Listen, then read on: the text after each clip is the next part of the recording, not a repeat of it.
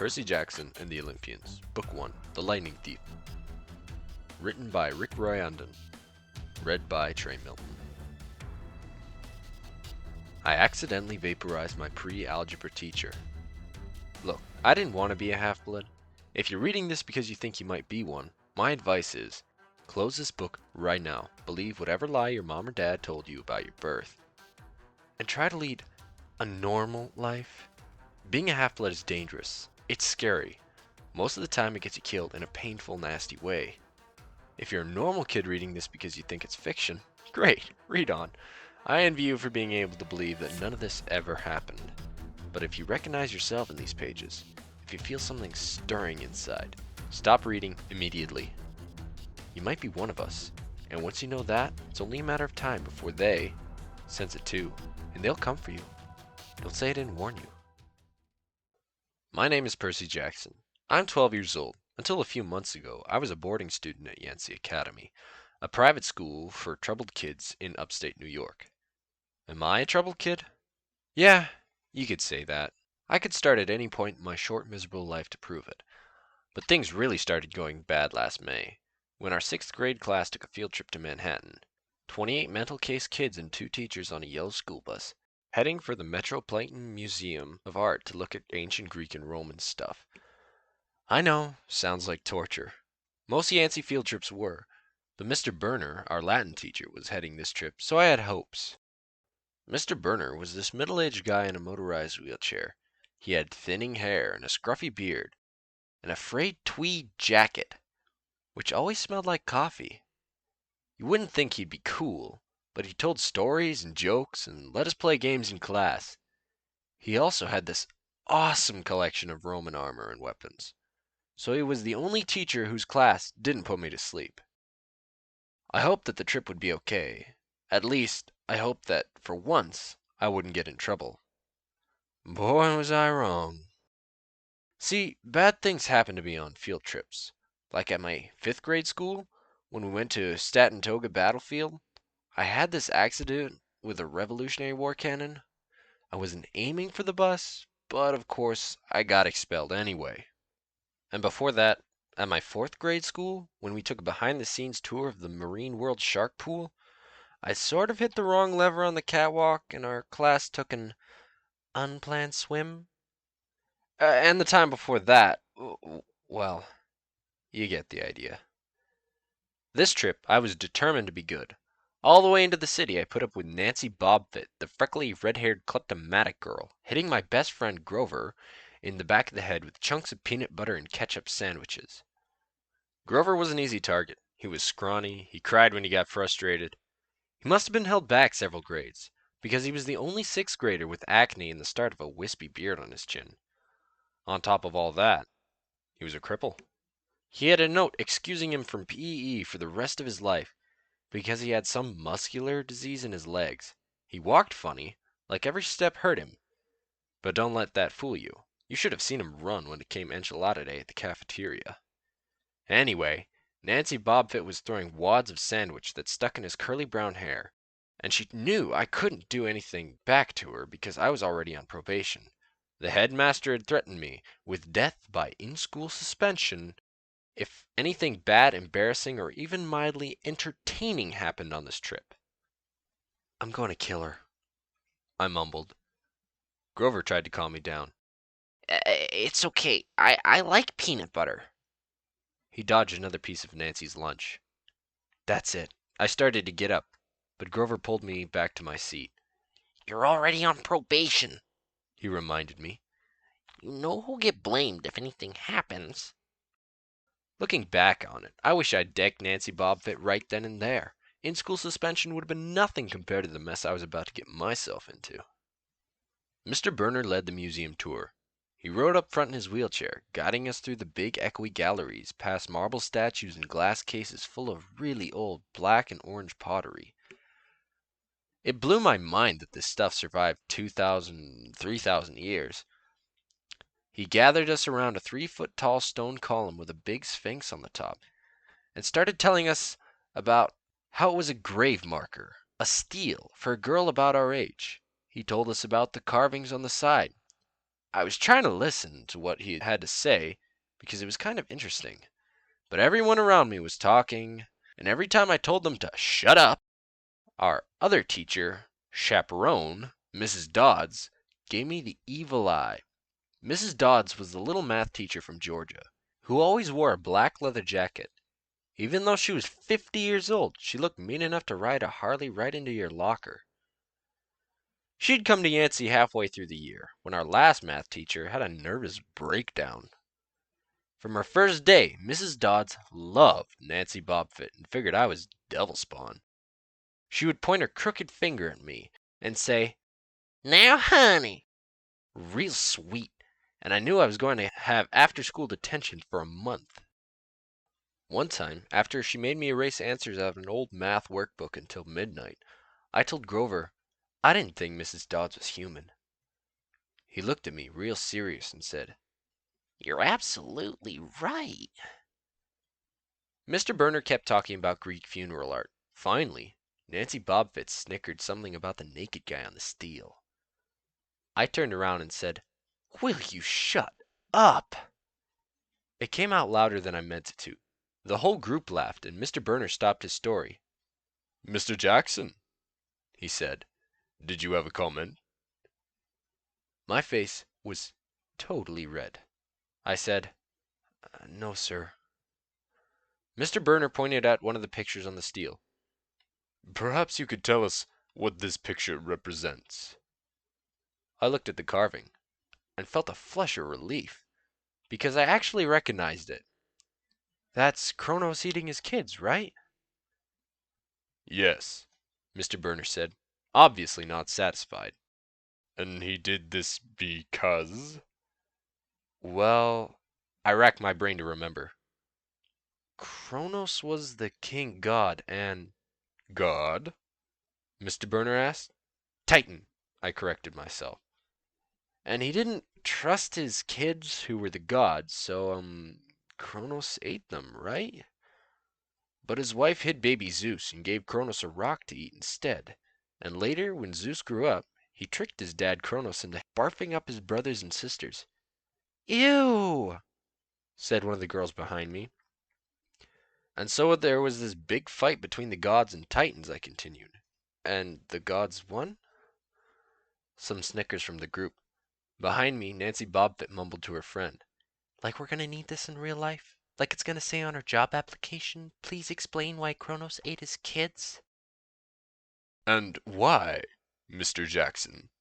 Mr. Burner said, to paraphrase Mrs. Bobfit's excellent question. Does it matter in real life? Busted. Grover muttered. Shut up, Nancy hissed. Her face was brighter red than her hair. At least Nancy got packed too. Mr. Burner was the only one who ever caught her saying anything wrong. He had radar ears. I thought about his question and shrugged. I don't know, sir. I see, Mr. Burner said, looking disappointed. Well, half credit, Mr. Jackson. Zeus did indeed feed Kronos a mixture of mustard and wine, which made him disgorge his other 5 children, who, of course, being immortal gods, had been living and growing completely undigested in the Titan's stomach. The gods defeated their father, slicing him to pieces with his own scythe, and scattered his remains in Tartarus, the darkest part of the underworld. On that happy note, it's time for lunch. Mrs. Dodds, would you lead the group back outside? The class drifted off, the girls holding their stomachs and the guys pushing each other around and acting like doofuses. Grover and I were about to follow when Mr. Burner said, Mr. Jackson. I knew that was coming. I told Grover to keep going. Then I turned to Mr. Burner and said, Sir? Mr. Burner had this look that wouldn't let you go. Intense brown eyes that could have been 1,000 years old and had seen everything. You must learn the answer to my question, Mr. Burner said. About the Titans? About real life and how your studies apply to it. Oh. What you learn from me, he said, is vitally important. I expect you to treat it as such. I will accept only the best from you, Mr. Jackson. I wanted to get angry. This guy pushed me so hard. I mean, sure, it was kinda cool on tournament days when he dressed up in a suit of Roman armor and shouted, "What ho!" and challenged us sword point against chalk to run to the board and name every Greek and Roman person who ever lived, their mother, and what god they worship. But Mr. Burner expected me to be as good as everyone else, despite the fact that I had dyslexia and attention deficiency disorder, and I had never made above a C minus in my life. No, he didn't expect me to be as good, he expected me to be better. And I just couldn't learn all those names and facts, much less spell them correctly. I mumbled something about trying harder, while Mr. Burner took one long sad look at the steel, like he'd been there at the girl's funeral. He told me to go outside and eat my lunch. The class gathered at the front steps of the museum, where we could watch the foot traffic along Fifth Avenue. Overhead, a huge storm cloud was brewing, with clouds blacker than I'd ever seen them over the city. I figured maybe it was global warming or something, because the weather all across New York State had been weird since Christmas. We'd have massive snowstorms, flooding, wildfires, from lightning strikes. I wouldn't have been surprised if this was a hurricane blowing in. Nobody else seemed to notice. Some of the guys were pelting pigeons with Lunchable crackers. Nancy Bobfit was trying to pickpocket something from a lady's purse. And of course, Mrs. Dodds wasn't seeing a thing. Grover and I sat on the edge of the fountain, away from the others. We thought maybe if we did that, everybody wouldn't think we were from that school, the school for loser freaks who couldn't make it anywhere else. Detention? Grover asked. Nah, I said. Not from Mr. Burner. I just wish he'd lay off me sometimes. I mean, I'm not a genius. Grover didn't say anything for a while. Then, when I thought he'd make some philosophical comment to make me feel better, he said, Can I have your apple? I didn't have much of an appetite, so I let him take it. I watched the stream of cabs going down Fifth Avenue. I thought about my mom's apartment, only a little ways uptown from where we sat. I hadn't seen her since Christmas. I wanted so bad to jump in a taxi and head home.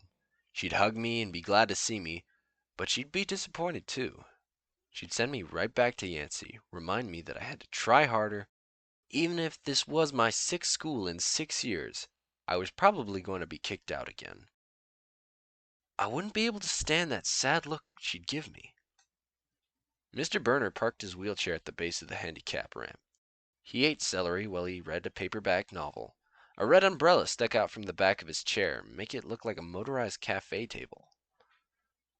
I was about to unwrap my sandwich when Nancy Bobfit appeared in front of me with her ugly friends.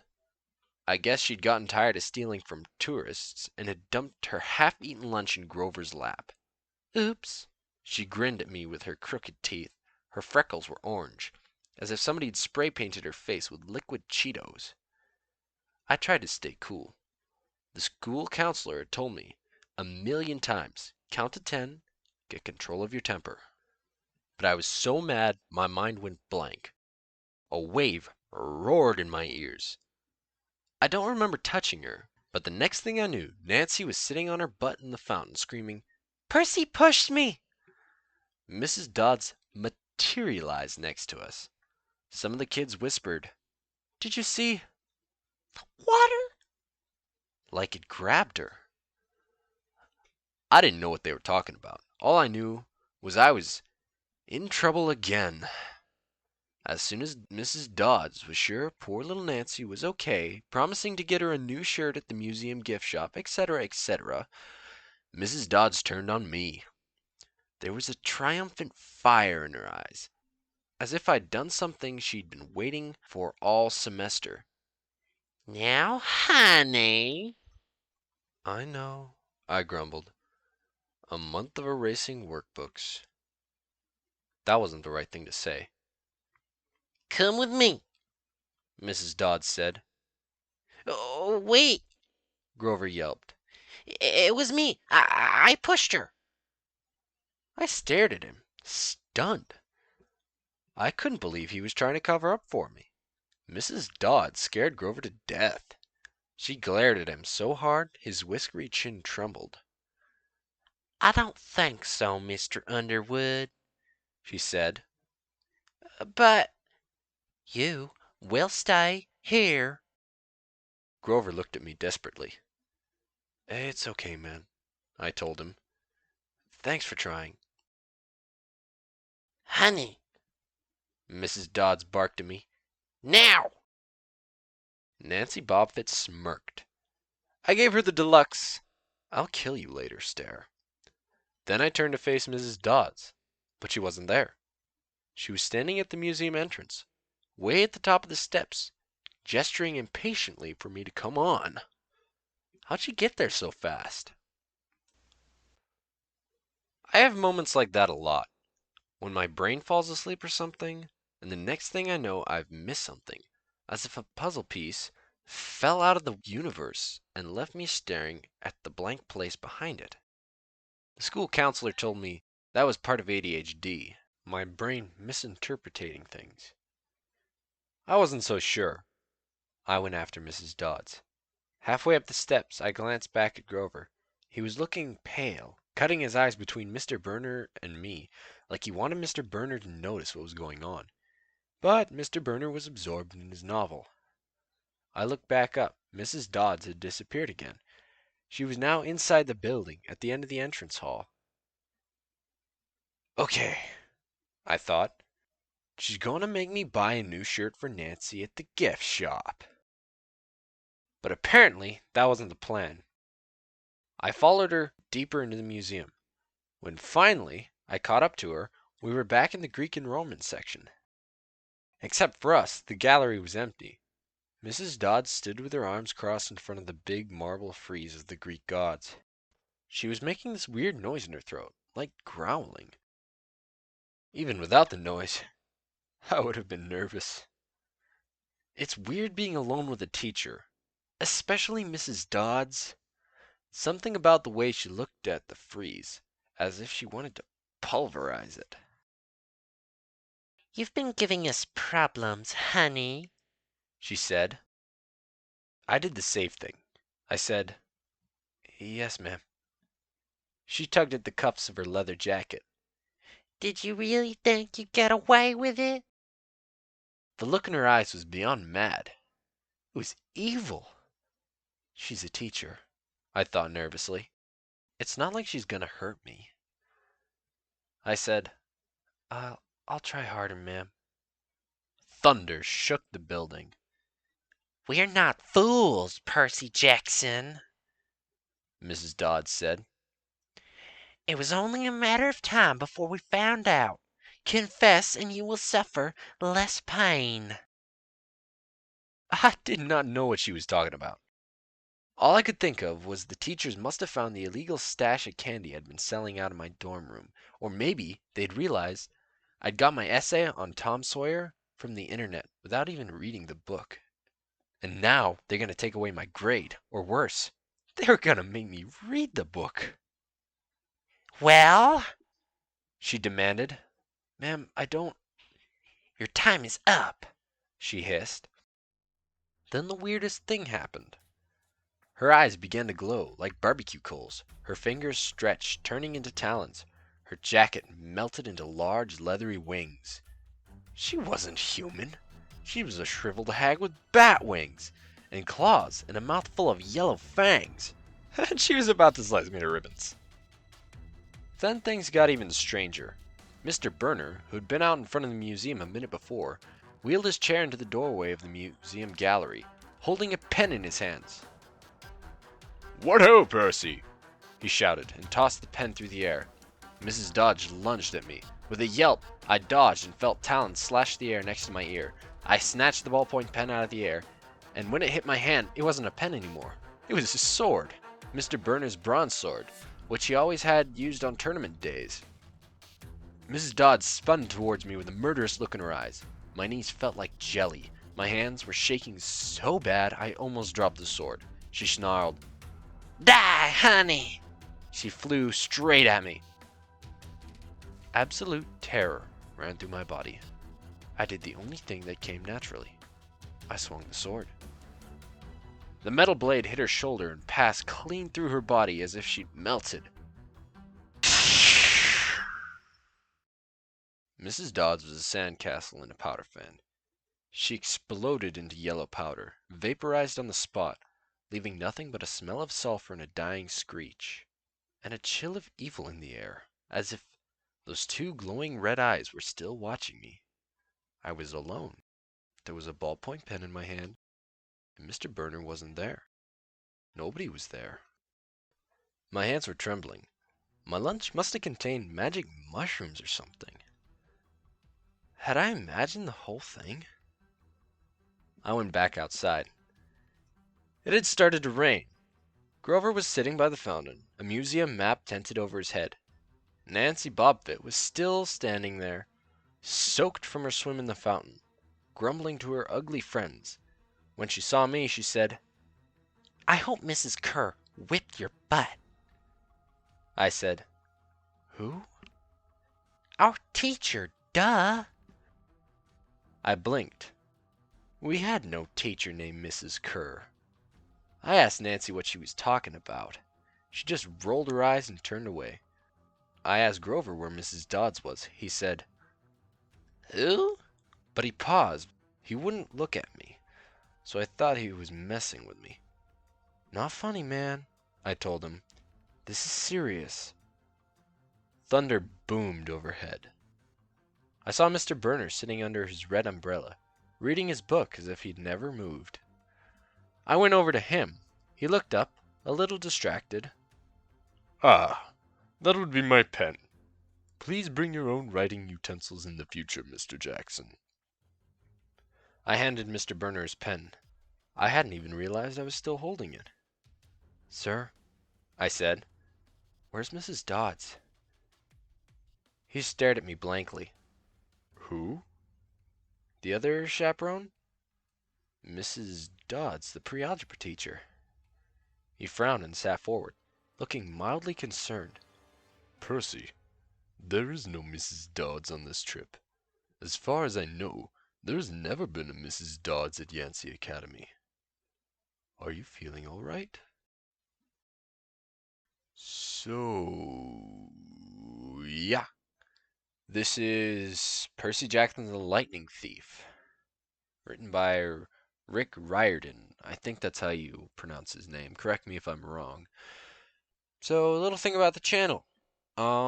This is a fan-read book, okay? I strongly encourage you all to go get the book. It's really good.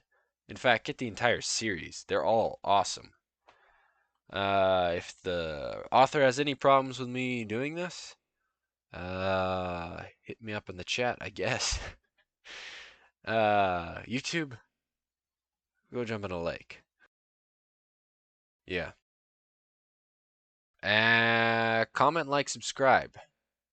You might ask me, why would I subscribe? Well, I'll give you an answer. Because it's free.